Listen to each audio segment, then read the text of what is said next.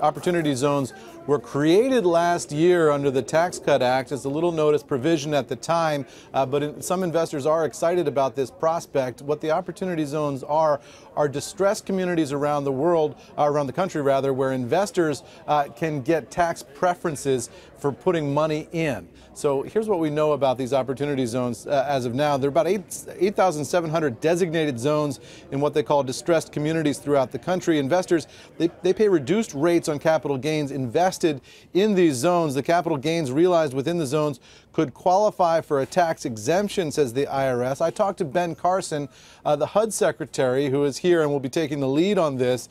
He said that the zones will generate at least $100 billion in investment. He said it could be a lot more money than that.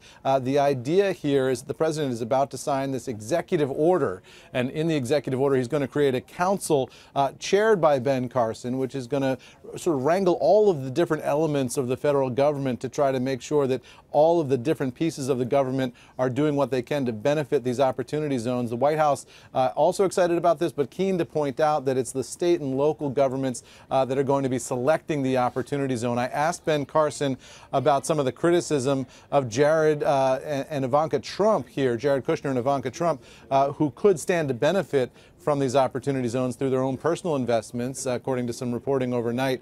Ben Carson said he's not concerned about that. He said, what are we going to do, remove anybody who could benefit from this, from participating? He suggested that just about everybody who owns real estate in any of these opportunity zones could be a financial winner here, Tyler.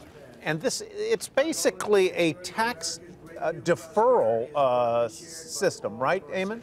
Yeah, that's right. You can get, depending on the amount of investment and all of the details, the IRS says that you can get preferential tax treatment for those investments in the approved opportunity zones. They actually have a website at irs.gov where they list all of these opportunity zones and a map that you can go to and look at to see where those investments might be.